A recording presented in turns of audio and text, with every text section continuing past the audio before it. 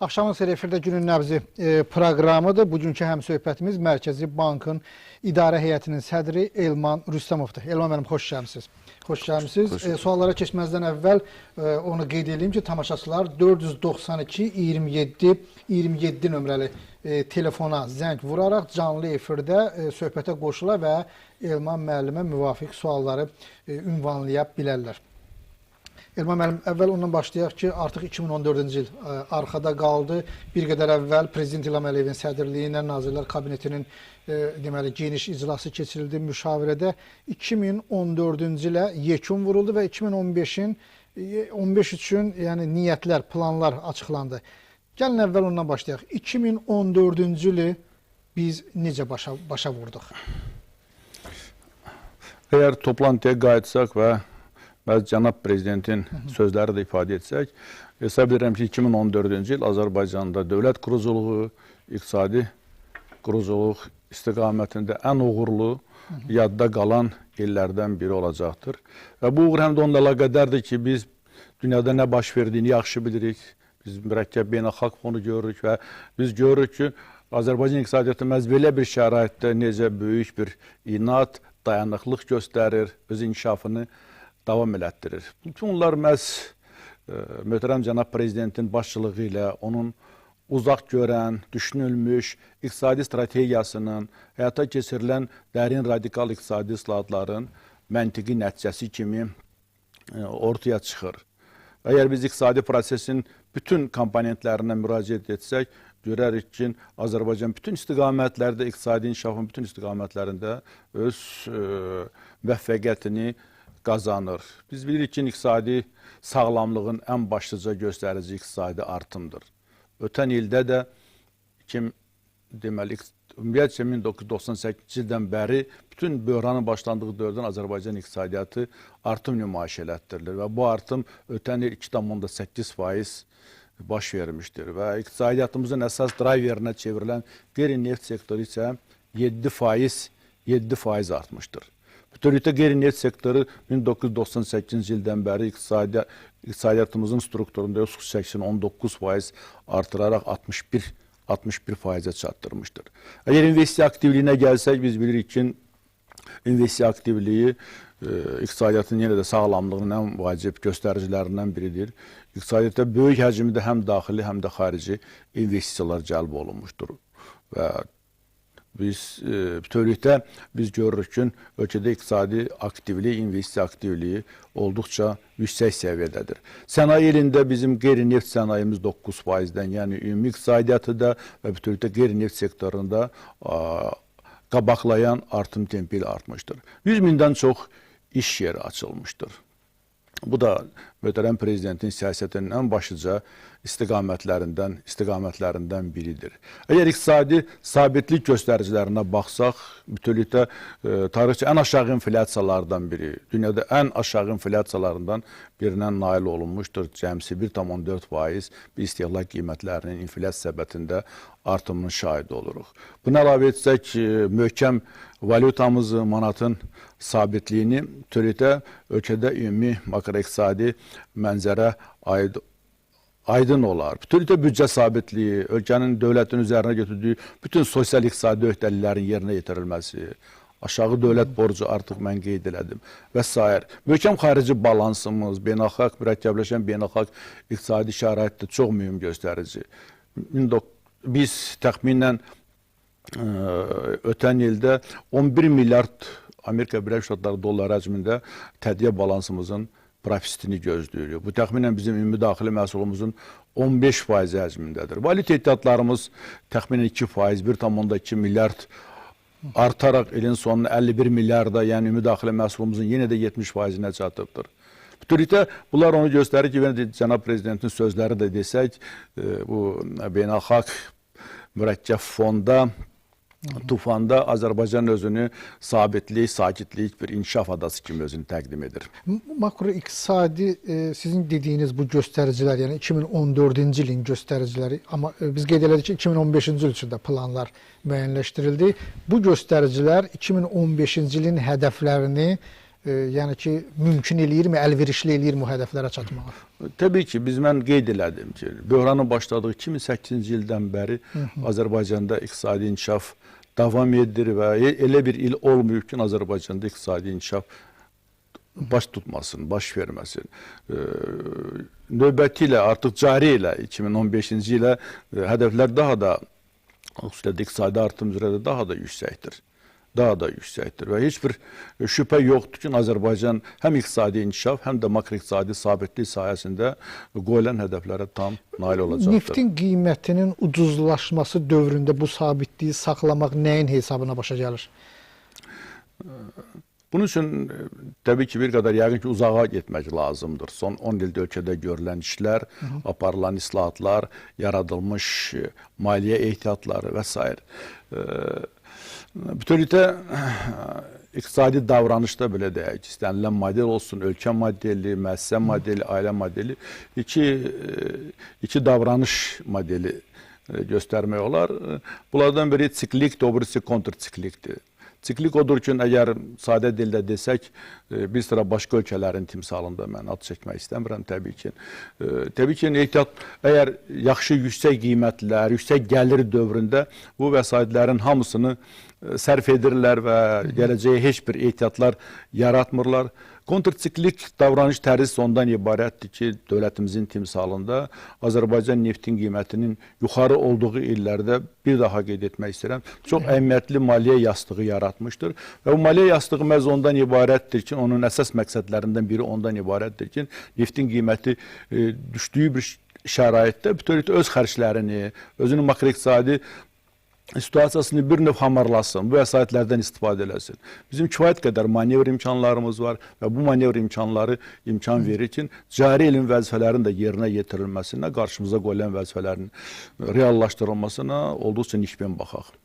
Elman müəllim, biz dünyanın tərkib hissəsiyik. Dünyada isə müxtəlif iqtisadi güc mərkəzlərində müxtəlif sürətlərlə inkişaf gedir və müxtəlif qərarlar qəbul olunur.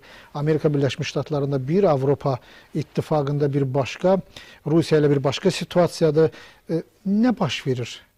Bizim üçün aydındırmı nə baş verir və biz buna necə uyğunlaşırıq bu situasiyaya? Mən isə verirəm ki, burada tam aydınlıq var. Məncə, başlıca gözlənilməzlik ümumiyyətcə böhranın başlanması oldu və dünyanın aparıcı beyin mərkəzləri bir sıra alimlərin proqnozlarını istisna etsək, bütövlükdə dünyada böhran başlayacağını heç kim gözləmirdir. Bunu istisna etsək, bütövlükdə baş verənlər aydındır. Bugün onun səbəbləri, faktorları tam aydındır və bütövlükdə bizim buna reaksiyamız da artıq aydındır və məhz bu reaksiya imkan verir ki, Azərbaycan bütün bunlara baxmayaraq, artıq biz bilirik ki, böhrandan 7 il keçir. Azərbaycan iqtisadiyyat gəmisi müvəffəqiyyətlə bu mürəkkəbliklərin arasından irəliləyir. Dünyada nə baş verir və nə baş verdi 2008-ci ildə?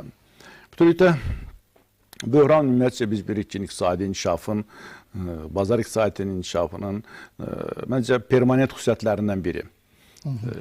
Permanent xüsusiyyətlərindən biri biz xatırlayırıq təxminən liberal iqtisadiyyatın. Bizim iqtisadçılar bütövlükdə təxminən 110 ildə, yəni 20-ci 21-ci əsri əhatə edən bir dövrü götürsək, təxminən 26 böyük və kiçik, orta maştablı böhran saydılar.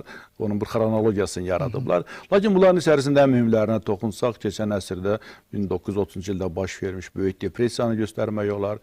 1970-ci illərdə baş vermiş böyük energetika böhranını və hansı ki, böyük bir iqtisadi böhrana o da transformasiya olundu. Və indiki böhrana isə böyük resessiya deyirlər, böyük resessiya böhranı deyirlər. İlk başlanğıçda Amerika Birləşmiş Ştatlarında maliyyə böhranı kimi, ipoteka böhranı kimi başlamış bu böhran çox qısa bir müddətdə dünyanın kəskin qloballaşdığı bir şəraitdə biz bilirik ki, qlobal bir siklik, struktur böhranına çevirdi və bütün dünya iqtisadiyyatını demək olar ki, əhatə etdi.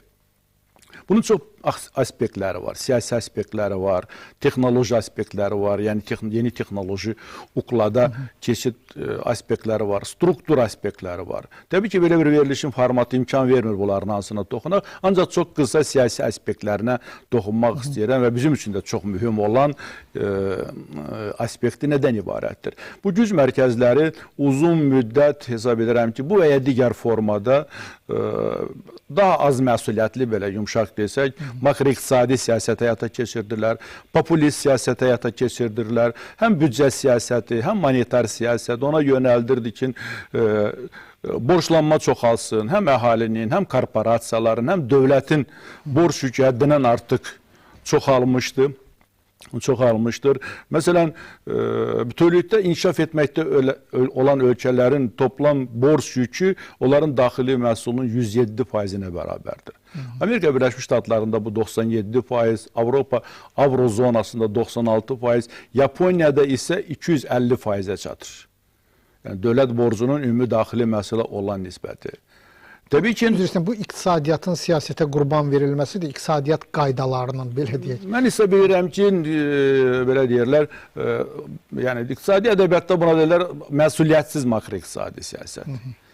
Yəni gələcəyə düşünülməmiş, gələcək nəsillərin maraqlarını, mənafələrini nəzərə almayan belə bir siyasət. Mən bütövlükdə ölkədə həyata keçən iqtisadi siyasətin əgər 20 illiyə nəzərə olsa, mən bunu şahidiyəm ki, həm Ulu Öndər Heydər Əliyev və bu gün də ölkə prezidenti İlham Əliyev nə dərəcədə məsələn borc məsələlərinə həssasdır. Xüsusilə də xarici borc məsələlərinə. Bu gün bizim baxmayaraq ki 70 milyard dollar həcmində bizim ehtiyatlarımız var. Bizim xarici borcumuz cəmsi ümumi daxili məhsulumuzun 8%-idir. Və təxminən 9-10 dəfəyə qədər deməli bizim ehtiyatlarımız bunu örtür.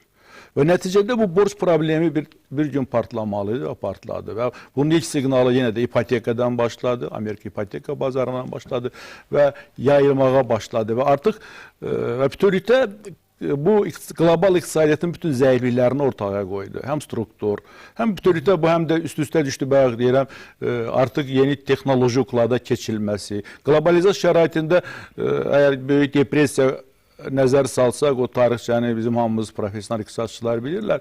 Qlobalizasiya o vaxt çox zəif idi. Yəni onun yayılma sürəti çox gec oldu və az oldu. Amma indiki şəraitdə qlobal əmtəə, maliyyə bazarlarının bir-birinə sıx əlaqəsi şəraitində bu çox geniş yayıldı.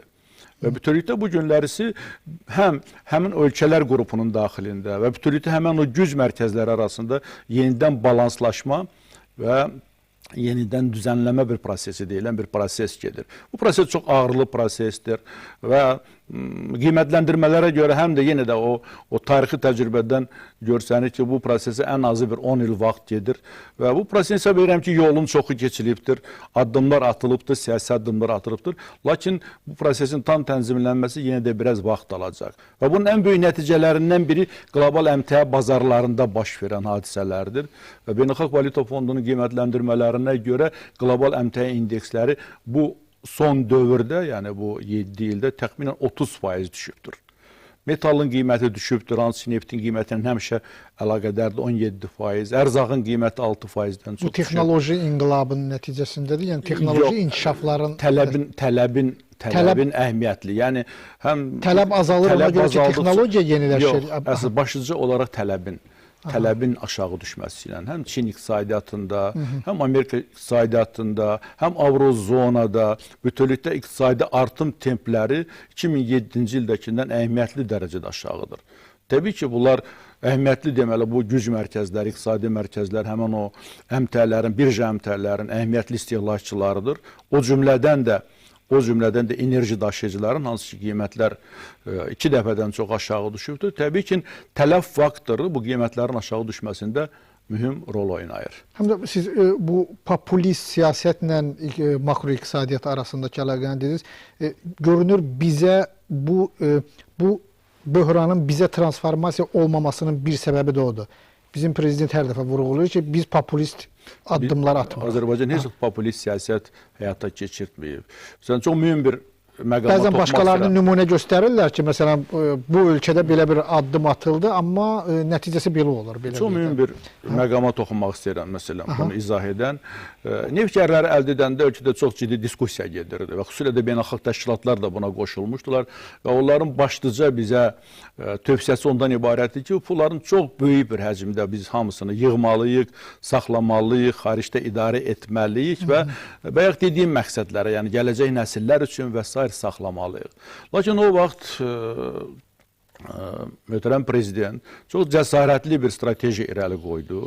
Yəni bu strateji ondan ibarət idi ki, biz gələcək nəsillərə bəli, onların payına düşən vəsaitləri də saxlamalıyıq, lakin gələcək nəsilə biz gözəl infrastruktura, yaxşı inkişaf eləmiş ölkə, modern iqtisadiyyat qoymalıyıq və biz bu vəsaitin yəni yarıdan çoxunu biz istifadə elədik. Azərbaycan iqtisadiyyatının inkişafına, onun bugünkü gününə, hamımızın fəxr elədiyimiz bugünkü günə və yarısına qədərini isə yığdıq, saxladıq. Hansı ki, bugün ölkədə makroiqtisadi sabitliyin başlıca qarantıdır. Amma başlıca olaraq bu vəsaitləri biz büdcənin daxilinə yox, Azərbaycan, biz bunları başlı olaraq investisiyalara yönəltdik.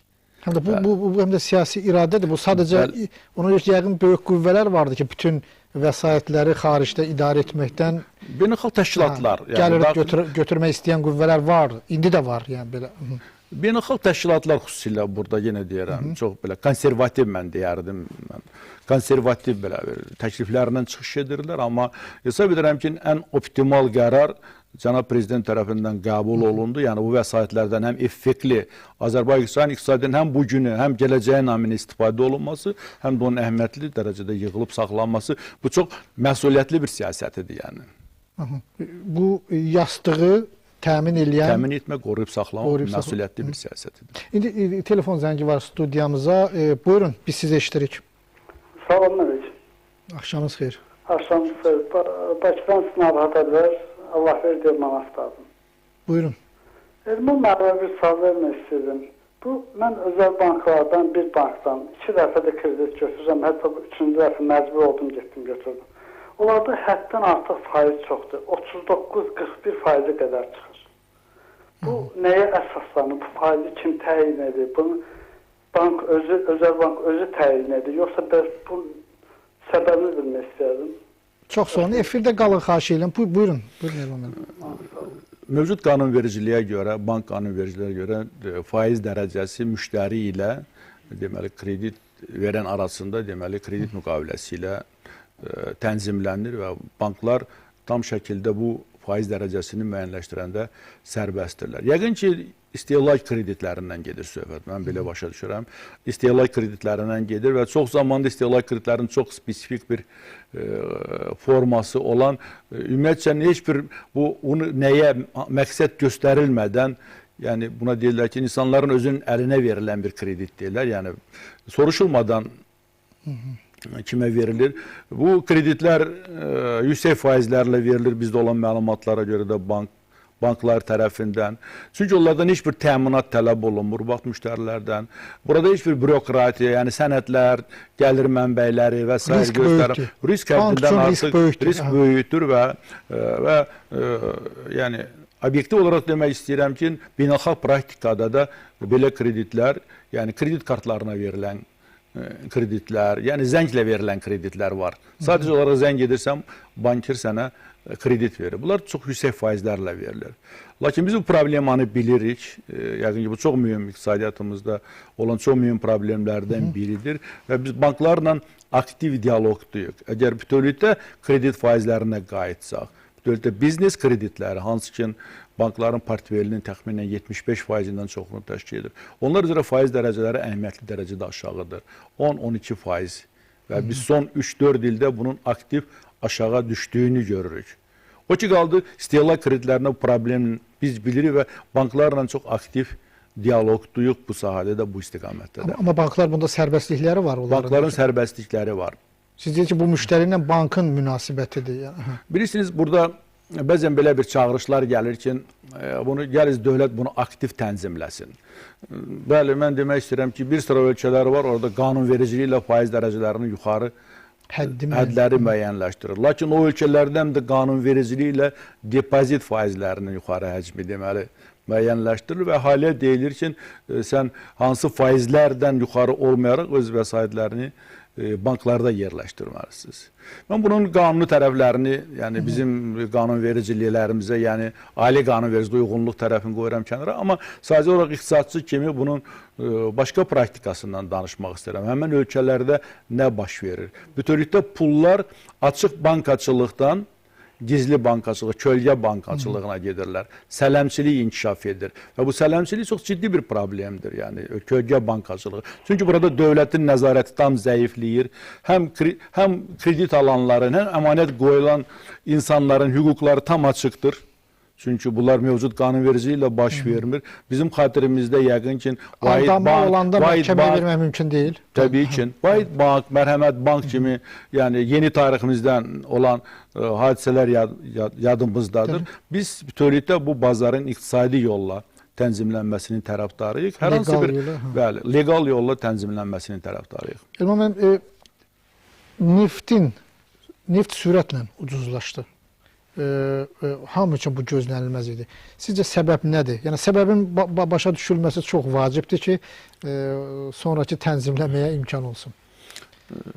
Mənim profesional təcrübəmdə artıq bu bir neçə dəfə baş verir. Mənim yadıma gəlir 1998-ci ildə neftin qiymətləri kəskin ucuzlaşdı. Hətta 10 dolların aşağısına düşmüşdü. Sonradan bizim artıq lap yeni 2008-ci ildə birdən neftin qiyməti 140 dollardan qısa bir müddətdə 44 dollar, Amerika Birləşmiş Ştatları dolları səviyyəsinə düşdü və son iki qatdan artıq düşmə. Lakin bunlar çox fərqli. Maraqlısı bunların çox fərqlisi. Bütövlükdə... Nə mənada fərqli? Yəni nəticə etibarı ilə fərqli? Yox, faktor, amil baxımından. Yəni birinci dediyim iki halda neftin bütövlükdə qiymətin aşağı düşməsi deməli tələb faktorunun, tələb alimliyinin nəticəsində baş vermişdir və tutaq ki 2008-ci ilə qayıtsaq, çox qısa bir müddətdə 26 aydan sonra neftin qiyməti yenidən 100 dollardan 44 dollardan 100 dollara qayıtdı. Çünki bu tələb faktorunun deməli təsiri altında baş vermişdir. Tarixdə lap yaxın tarixdən, yeni yoxdur, yaxın tarixdən 1986-cı ildə qeyd olunur ki, neftin qiymətlərinin 28 dollardan 1985-ci sonundakı 28 dollardan qəflətən 14 dollara düşməsi deyirlər və bu amil məhz təklif faktorunun nəticəsində deməli baş vermişdi. Bütövlükdə neftin qiyməti... Subyektiv xarakterlidir, belə deyək? Yox, mən izah edəcəm. Yox, mən izah edəcəm. Düz 2000-ci ildə neftin qiymətləri yenidən 28 dollar həcminə qayıtdı. Bu yaşadığımız deməli durum, yəni neftin qiymətinin aşağı düşməsi həm tələb, həm də təklif faktorunun ikisinin birgə deməli fəaliyyəti ilə baş verir. Tələb artıq faktorunu biz qeyd elədik, beynəlxalq əmtəə qiymətlərinin dünyada neftə olan tələb iqtisadi durğunluq, resesiya, iqtisadi artım templərinin aşağı düşməsi nəticəsində azalır. Bu aydındır və iqtisadçıların ekspert birliyinin qiymətləndirməsinə görə bu neftin qiymətinin aşağı düşməsinin ancaq 1/3-ni izah edir. Maraqlı ondadır ki, neftin qiymətinin artmasının 2/3-i məhz təklif, yəni təklifin artması ilə izah olunur. Bütövlükdə biz bilirsiniz ki, yeni hasilat metodları, buna slants deyirlər, buna qaya qazı, qaya nefti deyirlər, çox müxtəlif adlar var. Yəni hələ möhkəmlənmiş bir terminologiya yoxdur bizim öz dilimizdə.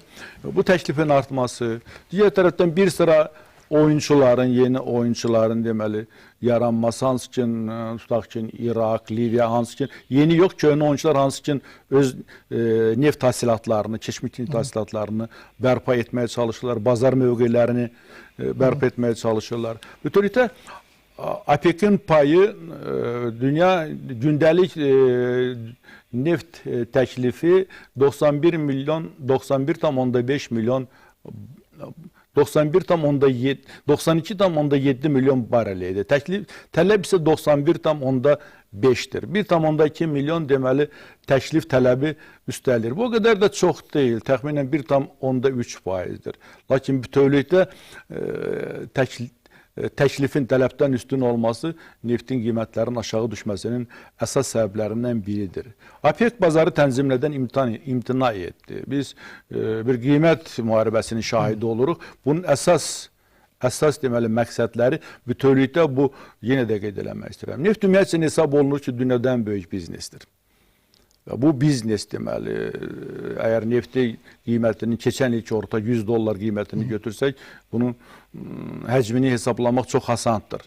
Və bütövlükdə bu yeni şəraitdə bu bazarda hansı paylar qalacaq, bütün hansı dövlətlər və qruplar hansı bazar paylarına malik olacaq və bunun üzərində ciddi mübarizə gedir. İlham müəllim, amma Avropa istehlakçıdır. Yəni ki, istehlakçılar burada udublar. Siz müşavirədəki çıxışda bunu qeyd elədiniz ki, 1 trilyonun hansı bir hissəsi istehlakçının xeyrinə dəyişib.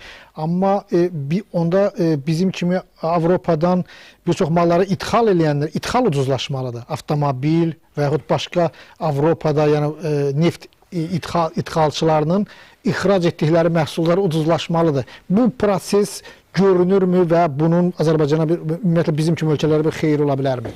Perspektivi necə görürsünüz burada? Bütövlükdə qiymətləndirmələrə görə, son qiymətləndirmələrə görə neftin ucuzlaşmasının qlobal iqtisadi artıma əhəmiyyətli bir təsiri olmayacaq. Müxtəlif qiymətləndirmələrə görə bu qlobal iqtisadi artımı 0,3-0,5% artıra bilər. Beynəlxalq Valyuta Fondunun belə bir qiymətləndirməsi var. Lakin neft ixracatçıları üçün bu təbii ki, bu təsir daha böyükdür. O ki qaldı Azərbaycan üçün əks təsirinə belə bir proseslər olacaqdır və var. İlk növbədə biz gördüyümüz və gözlədiyimiz ərzaq qiymətlərinin ucuzlaşması və Azərbaycana qabaqlar rastlaşdığımız inflyasiya idxalının zəifləməsini və yaxud da ki, heçə inməsinin şahidi olacağıq. Neftlə bağlı proqnozunuz necədir? Deməli, bütövlükdə Beynəlxalq Valyuta Fondunun proqnozu və Amerikanın Energetika Agentliyinin proqnozları bu günlərsə təxminən 56 Amerika Birləşmiş Ştatları dolları səviyyəsindədir. Lakin bütövlükdə professionalların, ekspertlərin istifadə elədiyi bu günlərsə ən dəbsöz qeyri-müəyyənlikdir. Bütövlükdə həm tələb, həm də təklif amillərin özlərini necə aparacağını demək bu gün olduqca çətindir. Amma proqnozlar və aparıcı investisiya agentliklərinin, bankların proqnozları $40 $60 arasındadır təxminən. Azərbaycan bu reallığa hazırdırmı? Azərbaycan bu reallığa bizim iqtisadiyyatımız tam hazırdır. Yəni mən artıq dedim, bütövlükdə bizim kifayət qədər ehtiyatlarımız var ki, bütövlükdə manevr edək bu dövrdə. İkinci isə aparılan makroiqtisadi tezləşmə onu göstərir ki, neftin məsələn qiymətinin $50 olacağı şəraitdə Azərbaycan deməli Azərbaycan tədqiyə balansı minus deyil. Neytraldır.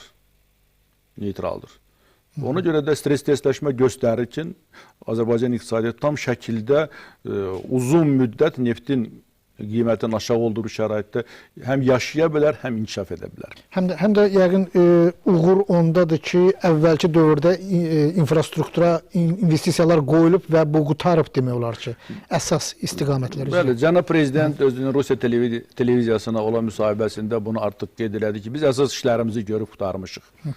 Və bu olduqca yenə də deyirəm, uğurlu bir siyasətdir. Əgər Azərbaycan infrastruktur reytinqlərinə baxsaq, biz görürük ki, Azərbaycan infrastruktur reytinqləri nə qədər yaxşılaşıbdır. Bu bizə imkan verir ki, təbii ki, yaranmış situasiyada daha soyuqqanlı olaq və bütövlükdə öz yolumuzu davam elətdirək. Azərbaycan manatını nə gözləyir? Makroiqtisadi sabitlik kontekstində, yəni Azərbaycan manatının kursu və onun perspektivi, hansı müsbət gözlənti var? Yəqin ki, bugün hamını ən çox maraqlandıran məsələlərdən, suallardan biridir. Bir mənalı demək istəyirəm ki, Azərbaycan manatını sabitlik gözləyir. Cənab Prezident toplantıda öz çıxışında bunu xüsusi vurğuladı, qeyd elədi və qarşımıza da vəzifələr qoydu ki, manatın sabitliyi qorunub saxlanılmalıdır və çox geniş olaraq və bunun Azərbaycan üçün üstünlüklərini şərh elədi. Bu üstünlüklər bu günlərisi ondan ibarətdir ki, ilk növbədə Cənab Prezident həmişə sosial aspekti vurğulayır. Sosial aspekt ondan ibarətdir ki, manatın aşağı kursu, aşağı inflyasiyanın ən başlıca faktorudur. Əhalinin gəlirlərinin qorunub saxlanmasının bu yolla ən ciddi faktorlarından biridir. Əhalinin yığımları var, manat yığımları var, o əhalinin aktivləridir.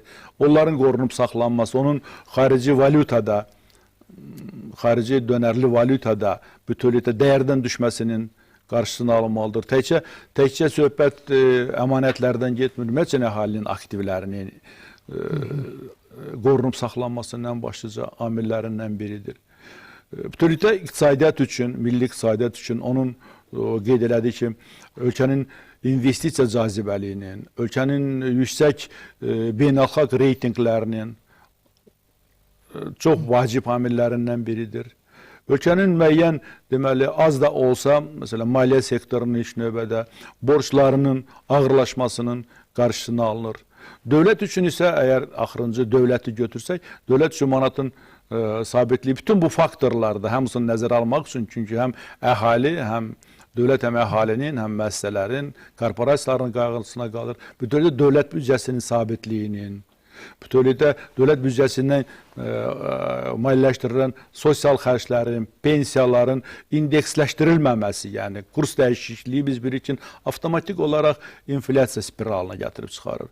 Bu təbii ki, dövlət qarşısında qoyur ki, bütövlükdə sosial xərclər indeksləşdirilməlidir, maaşlar artırılmalıdır, pensiyalar artırılmalıdır və bütövlükdə sosial sabitliyin və büdcə sabitliyinin ən mühüm amillərindən biridir. Təbii ki, görürsünüz ki, manatın sabit saxlanılması istiqamətində argumentlər dövlət üçün nə dərəcədə mühüm və nə dərəcədə əhəmiyyətlidir. Bu olan şəraitdə və kifayət qədər də ehtiyatlarımız olan bir şəraitdə bunu etmək təbii ki, zəruridir. Belə bir göstərici demək istəyirəm ki, bütövlükdə təkcə Mərkəzi Bankın ehtiyatları dövrədə olan pul kütləsinin 60%-ni örtür. Beynəlxalq metodologiya əsasən bu 20% də yetərlidir. Amma biz o metodologiyada lazım olandan 3 qat artıq ancaq Mərkəzi Bankın ehtiyatlarını mən qeyd eləmək istəyirəm. Bəs avronun inflyasiyaya uğraması bilirsiniz ki, yəni ki, stimullaşdırırlar.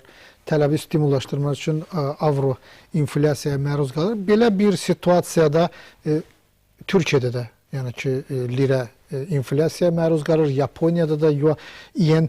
Yəni belə bir situasiyada biz bu sabitliyi qorumaqla nə uduruq, nə qazanırıq? Biz sabitliyi uduruq. Biz sabitliyi uduruq. Biz beynəlxalq etibar uduruq. Biz investisiya axınlarını uduruq. Biz çox şey uduruq. Və bütün ölkələr, mən sizi inandırmaq istəyirəm ki, bütün devalivasiya getmiş ölkələr bu və ya digər əhəmiyyətli xarici və daxili amillərin təsiri altında öz milli valyutalarını devalivasiya edir. Və hesab edirəm ki, o ölkələrin də iqtisadi qurumları, orada olanlar da bütövlükdə valyuta sabitliyinin, milli valyutanın sabitliyinin əhəmiyyətini bildirirlər, başa düşürlər. Bizim bank sektoru, siz dediniz ki, əhalinin əmanətlərinin və manatın sabitliyi baxımından 7 milyard əhalinin əmanəti var. Bizim bank sistemimiz bunu qorumağa, saxlamağa və inkişaf etdirməyə qadirdirmi? Bu iqtidar onda varmı və ümumiyyətlə bizim bank sektorundakı vəziyyəti necə qiymətləndirirsiniz? Siz bayaq bu faizlərlə bağlı məsələdə biraz toxundunuz bu məsələyə, amma ayrıca xahiş edirəm. Gəlin bir də qayıdaq bu məsələyə. Bugün bu da doğrudan çox aktual problemlərdən biridir və belə beynəlxalq fonda biz yenə də eşitdiyimiz leksika defaultdur, ondan sonra iflasdır, devalivasiyadır. Belə bir fonda təbii ki, ilk öncə qarşıya çıxan bank sektorunda sabitlikdir. Və bir daha qeyd eləmək istəyirəm ki, bank sektorunda da biz çox müasir stres testləşmədən istifadə edirik. Neftin müxtəlif qiymətlərində, müxtəlif bazar senarilərində, bank sektorunda nə baş verə bilər? Bütün stres testlər göstərir ki, Azərbaycan bank sektoru bu günlər milli iqtisadiyyat kimi olduqca stabil və sabitdir. Bütövlükdə əhalinin əmanətlərində, digər hüquqi şəxslərin orada olan vəsaitlərində. Bütövlükdə bu biznes üçün əhəmiyyətli, hər hansı bir əhəmiyyətli bir təhdid, nə daxili, nə xarici təhdid yoxdur. Bu sabitliyin ən mühüm göstəricilərindən biri kapitallaşmadır. Nə dərəcədə bank sektoru kapitallaşır və biz bir neçə il öncə bankların kapitalına olan tələbatı kəskin birdən 5 dəfə artıranda bir sıra başqa məqsədlər qoymuşduq qarşımızda. Lakin bank sektorunun sabitliyi və dayanıqlılığı problemi də biz yadda saxlayırdıq. Çox qısa müddətdə bank sektoru 2 dəfədən çox kapitallaşıbdır. Çox qısa bir faktı demək istəyirəm. Bu günlərisi biz kapitalı 100 milyondan artıq olan 9 bankımız var. Amma bütövlükdə 10 il bundan öncə bank sektorunun özünün cəmi kapitalı 100 milyon manatıdır. Bu gün isə 9 bankın hər birinin 100 milyondan çox kapitalı var.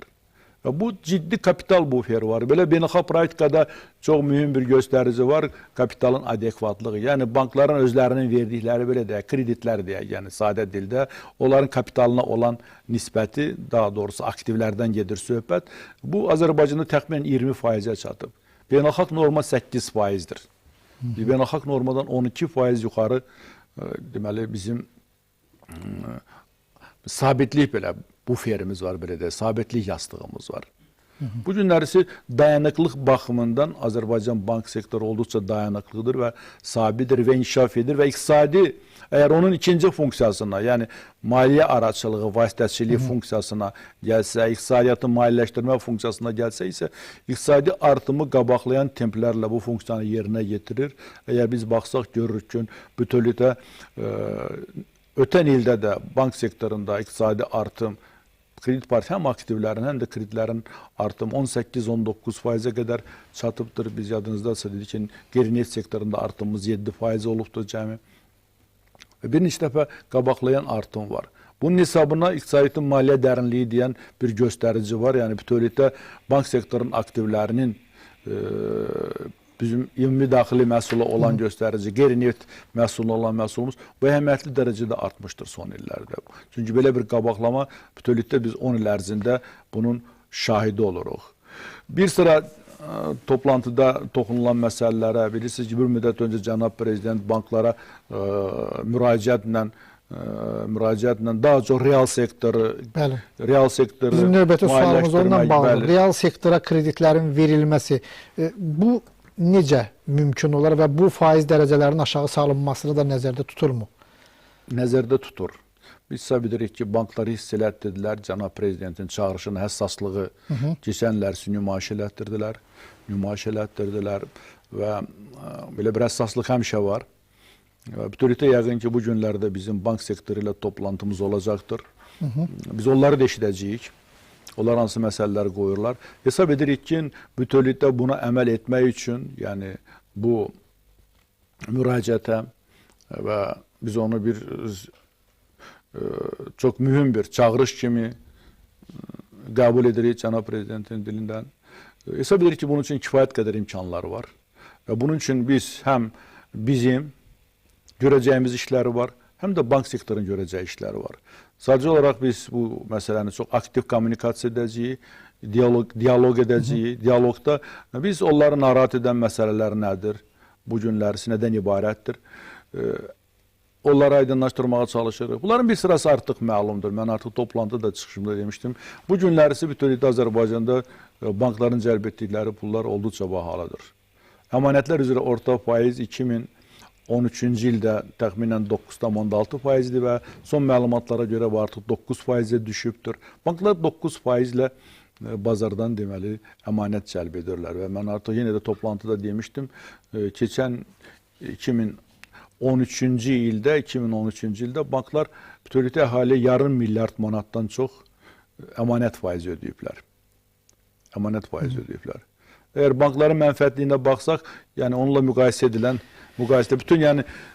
eden bir göstəricidir. Hesab edirik ki, bank sektoruna ucuz resursların verilməsi istiqamətində addımlar atmalıyıq. Yəni bunu Mərkəzi Bank da eləyə bilərmi? Bunu Mərkəzi Bank da edə bilər.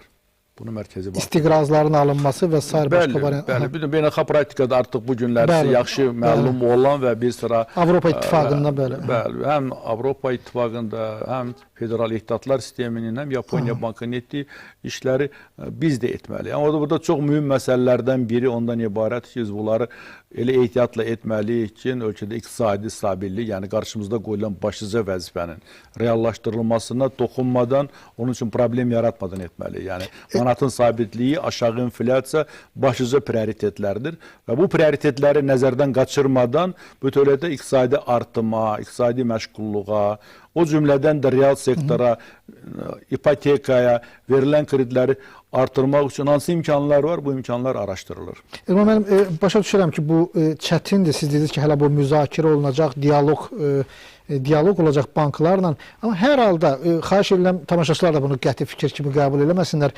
Bu real sektora, bütün bu dialoqlardan sonra necə düşünürsünüz? Real sektora kreditlər hansı dəhlizdə verilə bilər? Biz çox arzuluyuruq ki, real sektora bir rəqəmli faizlər. Bir rəqəmli, ondan aşağı. Bəli, 10%-dən aşağı. Bu hesab edirəm ki, 8%, 7%li kreditlər bu günlərsi real sektorda rentabelləşmək üçün, ondan sonra gəlir götürmək, öz investisiyalarını həmən bu kreditləri əlavə etmək üçün yaxşı şərait yarada bilərdi. Və biz düşünməliyik ki, çox aşağı inflyasiya şəraitində, demək olar ki, 1%li inflyasiya şəraitində necə edək ki, məhz 1%li əmanətə artıq biz nail olmuşuq. Amma biz 1%li kreditlərə nail olmaq hesab edirəm ki, bizim növbəti hədəfimizdir. 9-8% bu çoxlu iş yeri yaradılmasına gətirib çıxara bilər. Bəli, bu iqtisadi artıma ciddi təkan olardı. Xüsusilə də orta və kiçik biznesin inkişafına çox ciddi təkan olardı. İndi isə bu sahibkarları maraqlandıran, yəni ki, məqamdır o cümlədən həm də əhalini, amma əhalini daha çox maraqlandıran, bizə daxil olan suallardan da belə görünür, ipoteka kreditləşməsidir. İpoteka mexanizmində hansı yeniliklərə ehtiyac duyursunuz siz? Yəni sizin aspektdən bu necədir? Bu sayədə bankın və hökumətin yeni strategiyası nədən ibarətdir? İlk növbədə ipotekanın yekunları haqqında danışmaq istəyirəm. Qeyd etmək lazımdır ki, bugünkü Azərbaycanda Cənab Prezidentin təşəbbüslə yaradılmış ipoteka fondu mexanizması Cənubi Qafqazda yeganə bir institutdur və mən deyərdim ki, MDB məkanında da belə institutlar çox azdır. MDB məkanında belə institutlar azdır. Fəaliyyəti dövründə artıq bu institut təxminən 16 min ailəyə qədər ailəyə ipotek krediti vermişdir. Bu ipoteka krediti portfeli bankların portfelinin ən sağlam hissəsi. Çox ciddi standartlarla, normalarla, təsdiq olunmuş qaydalarla vermiş ən sağlam hissə məhz ipoteka kreditləri. Qaydışı və problemlərin azlığı baxımdan və s. ilə ölçülür. Yəni bir neçə belə ipoteka krediti ola bilər ki, müxtəlif səbəblərə görə. Bu da çox vaxt iqtisadi yox, biz görürük, məişət səbəbləri var və s. müəyyən hadisələrə görə baş verir. Bu baxımdan bütövlükdə banklarla birlikdə, yəni bankların öz xəttləri ilə verilmiş kreditlər təxminən 1,2 milyard təşkil edir. Bu təxminən 20 min əhaliyə ipotek krediti verilib. Amma qiymətləndirmələrə görə son illərdə bütövlükdə mənzil satışının 15%-i məhz ipoteka mexanizması ilə verilibdir. Bu hesab edirəm ki, ciddi bir rəqəmdir. Lakin aparılan araşdırmalar göstərir ki, o cümlədən beynəlxalq təşkilatlarla birlikdə apardığımız araşdırmalar göstərir ki, ipoteka bazarının həcmi, ipoteka olan tələbat təklifi qat-qat üstələyir. Növbəti ildə bütün danışdığımız mürəkkəbliklərə baxmayaraq, Maliyyə Nazirliyi tərəfindən sosial ipoteka ayrılan vəsait 10 milyon manat da artırılıbdır, 50 milyon manata çatdırılıbdır. Bu deməkdir ki, daha çox əhali, daha çox ailə bu mexanizmdən yararlana biləcəkdir.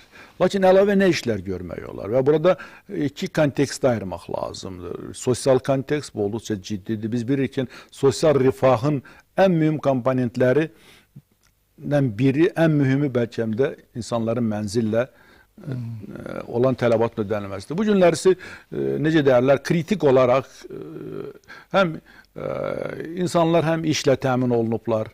Bu günlərisi insanların əgər o istehlakçı komponentlərinə gəlsək, həm yemək, həm tutaq ki, geyimlə təmin olunublar.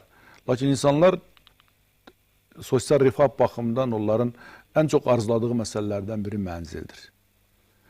Son 10 ildə təxminən 34 milyon kvadrat metr deməli ölkədə deməli mənzil tikintisi baş verir və bu istifadəyə verilir. Bu olduqca böyük bir nəticədir. Amma bu tələbat, bu miras bizə bütövlükdə sosialist keçmişimizdən qalıb.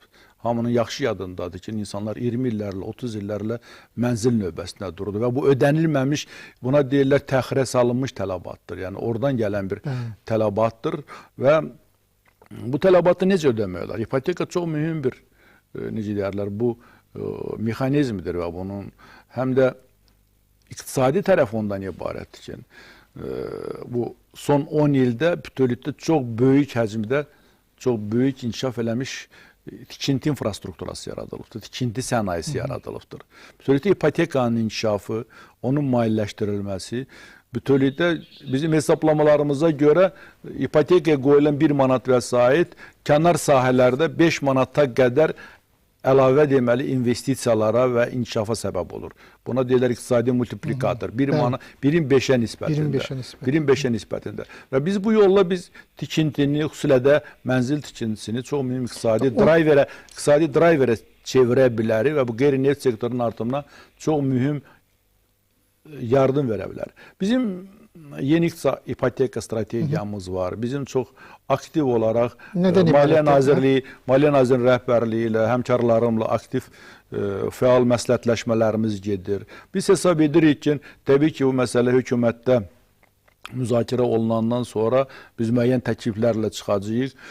Hesab edirəm ki, cari ildə ipotekaya verilən vəsaitləri artırmaq mümkündür və belə imkanları var. Yəni 50 milyondan da artıq olması. Əlavə artıq bazar mexanizmlərində, yəni dövlətə yük yaratmadan, büdcəyə yük yaratmadan, bazar mexanizmləri ilə vasitəsilə və bugün də bu baş verir. 680 milyonun əhəmiyyətli bir hissəsi, yarıdan çoxu dövlət xətti ilə verilmiş, əhəmiyyətli bir hissəsi bazardan cəlb olunmuş vəsaitlərdir. Yəni mexanizm belədir. Maliyyə Nazirliyinin verdiyi büdcədən ayrılan vəsaitlər bir növ onlar tərəfindən həm verilir, həm də fondun kapitalına çevrilir. Və bu kapital vasitəsilə istiqrazlar buraxılır. Bazar iştirakçıları bu istiqrazlar vasitəsilə istiqrazları alırlar. Maliyyə vəsaiti verirlər ipoteka fonduna. Ipoteka fondun təkrarən əhaliyə kommersiya ipotekası verir. Vəsaitdən əlavə, vəsait artırılacaq, həm dövlətin, həm əlavə bazar mexanizmlərindən vəsaitlər cəlb olunacaq. Bəs şərtlərdə necə? Şərtlərdə bir dəyişiklik olacaqmı? İlkin ödənişdə, faizlərdə necə? Biz düşünürük ki, bütövlükdə ipotekanın məbləğini artırmaq lazımdır. Fond verilən məbləğ. Bugünkü 50.000 manat qeyd etmək lazımdır ki, qiymətlərin yüksəldiyi bir şəraitdə, mənzil qiymətlərinin yüksəldiyi bir şəraitdə bütövlükdə verilən ipoteka kreditlərini təkrar və köhnə mənzil bazarına yönəldir.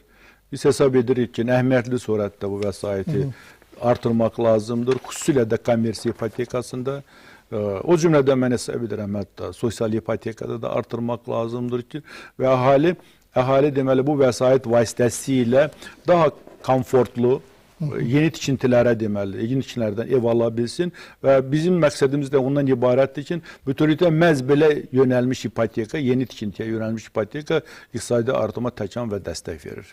Elman müəllim, daha 2 sual var, yəni ipoteka ilə bağlı. Burada bir nəfər o qeyri-rəsmi repetitorluqla məşğuldur.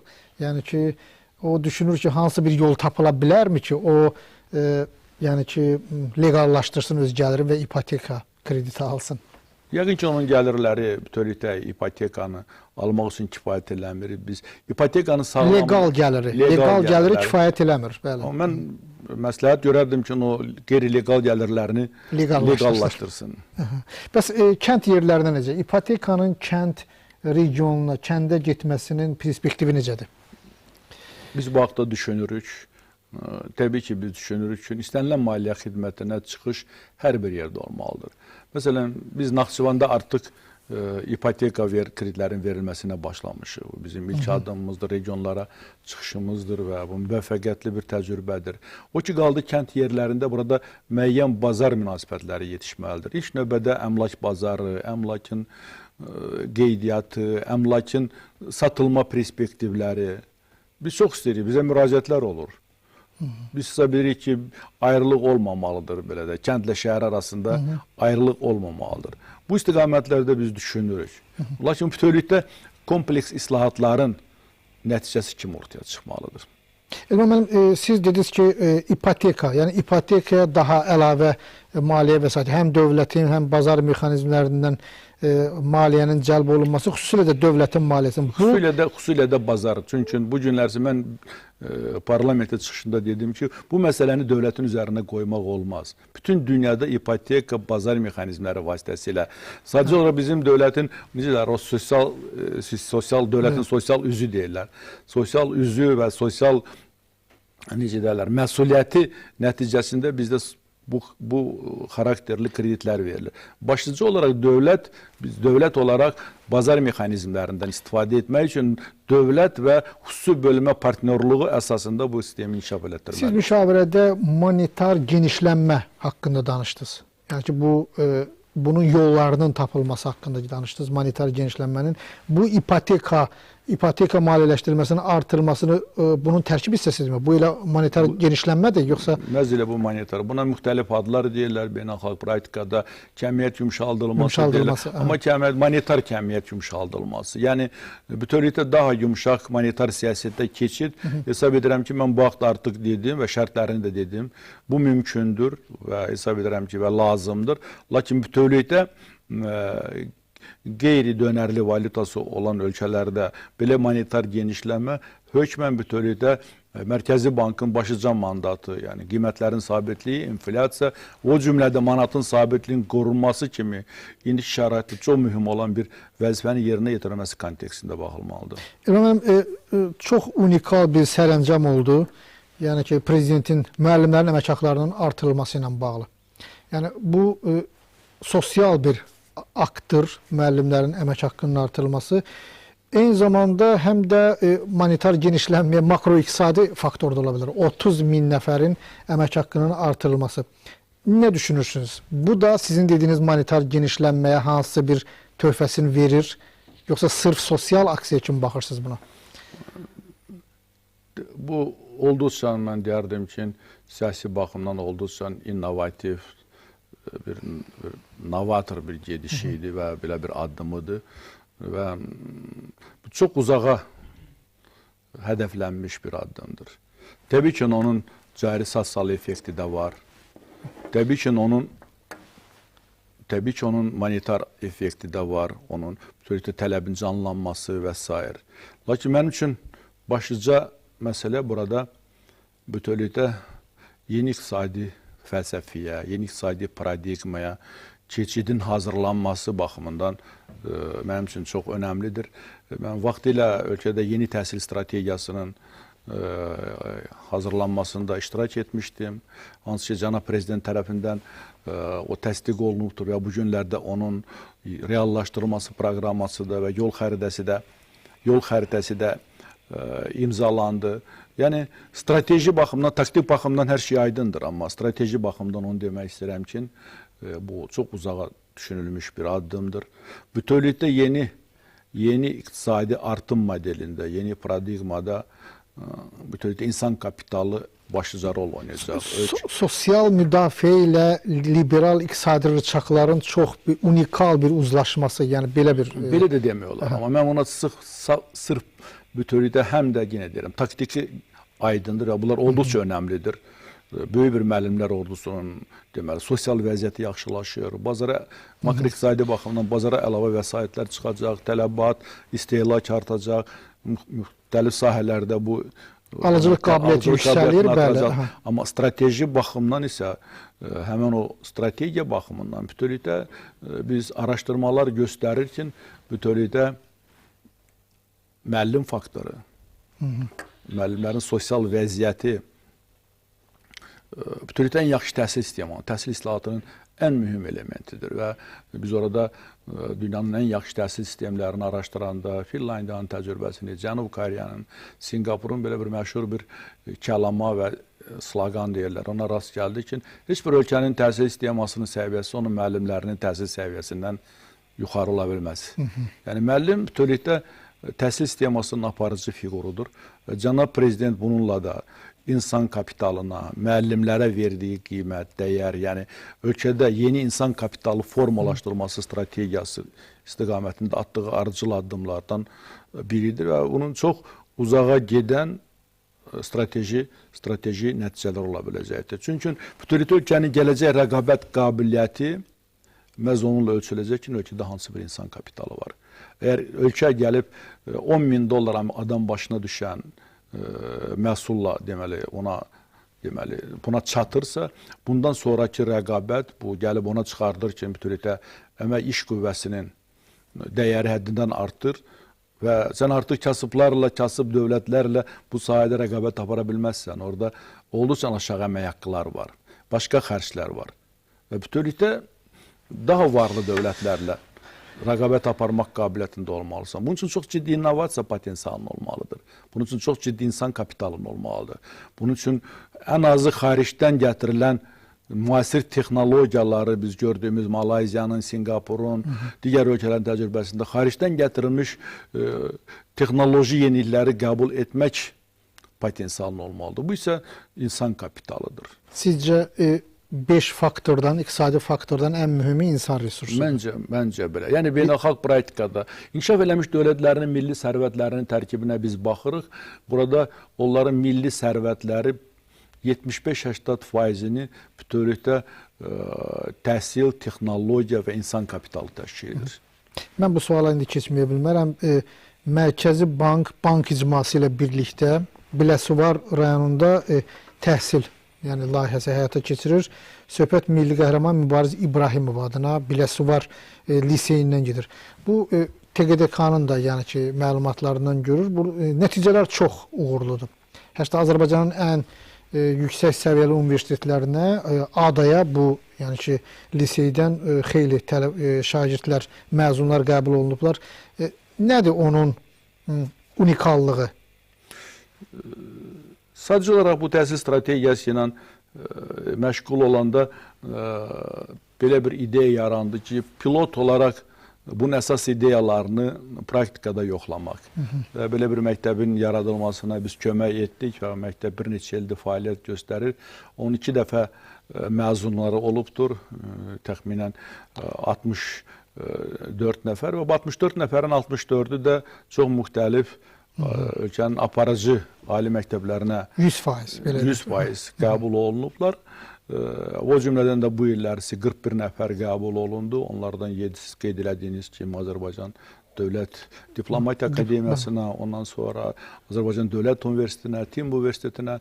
Yəni burada çox ciddi karyera planlaşdırması da var, uşaqlar yönəldir və orta bal təxminən 565 balla. 565 balla deməli bu uşaqlar daxil olublar. Bu respublikada ən yaxşı göstəricilərdən biridir.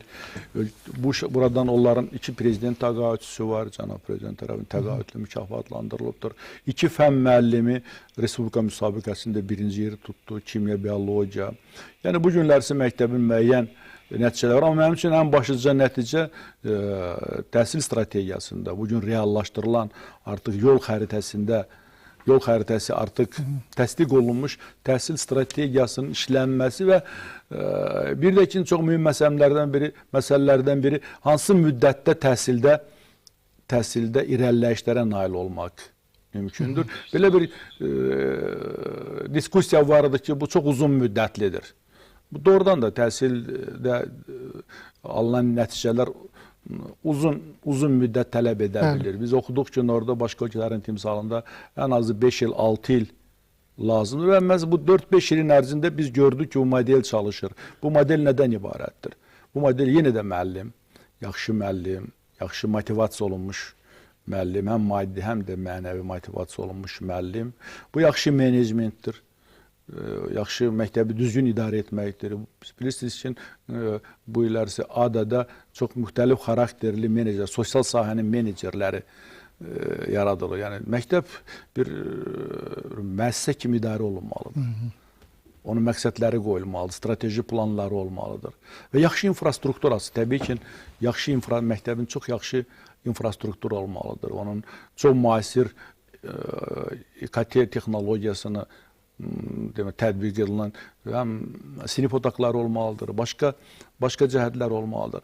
Bu çalışır. Biz bunu gördük və bundan çox məmnun olduq ki, bizim bugün cənab prezident tərəfindən təsdiq olunan təhsil strategiyası çalışır və çox qısa müddətdə atılan addımlar, belə artıq son dövrdə atılan addımlar nəticəsində biz çox müasir təhsil bir sistemasına malik olacağıq. İlham müəllim, yenə bu sonuncu sualımızdır.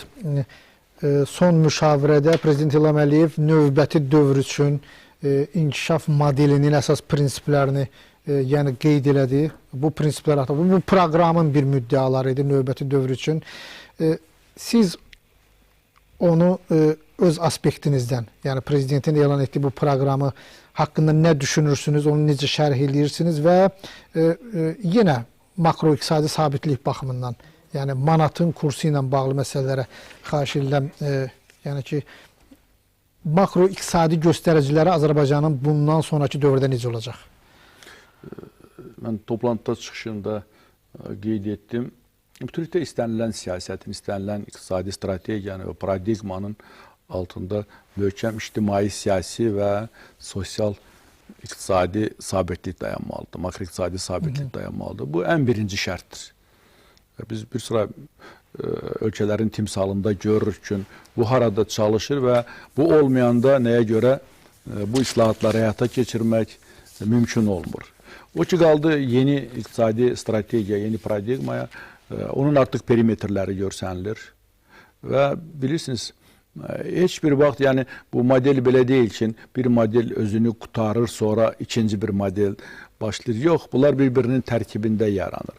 Yeni iqtisadi strategiya, yeni iqtisadi artım modelinə artıq çoxdan başlayıb. Onlarda bir çox elementləri hazırdır. Əgər götürsək, bunu necə deyirlər, iqtisadi ədəbiyyatda buna ingrediyentlər deyirlər.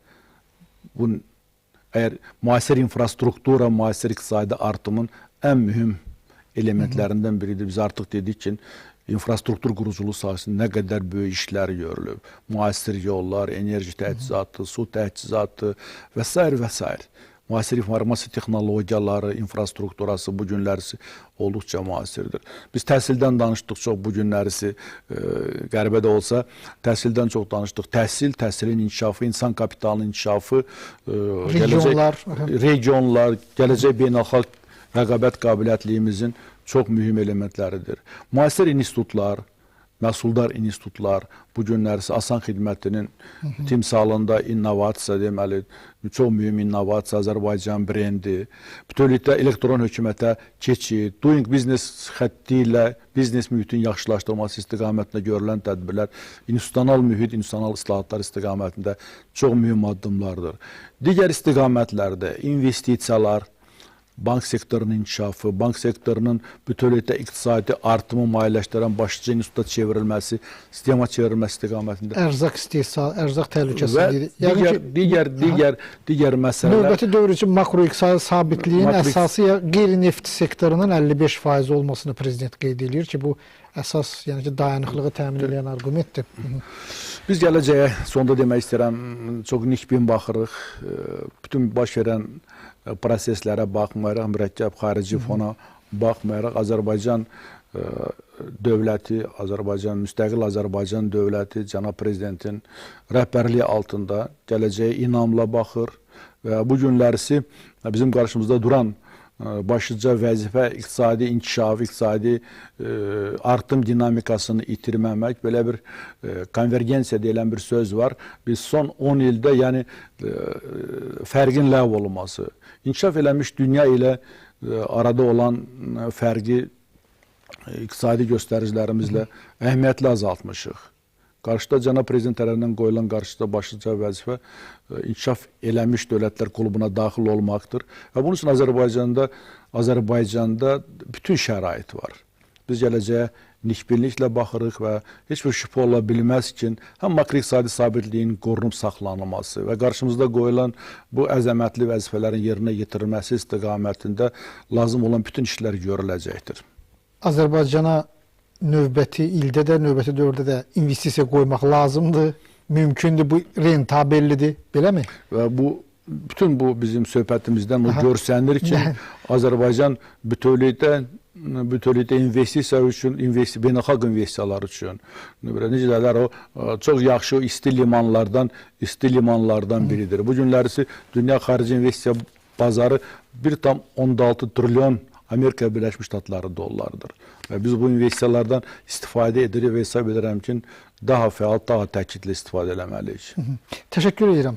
Çox sağ olun. Studiyaya gəldiyinizə görə və suallara verdiyiniz cavaba görə xatırladıram ki, studiyamızın bugünkü qonağı Azərbaycan Respublikasının Mərkəzi Bankının sədri Elman Rüstəmov idi. Biz onunla 2014-cü ilin yekunları, makroiqtisadi sabitlik, manatın kursu, ipoteka kreditləri və sair sahibkarları və əhalini, vətəndaşları maraqlandıran suallar ətrafında danışırdıq. Sağ olun, növbəti görüşə qədər.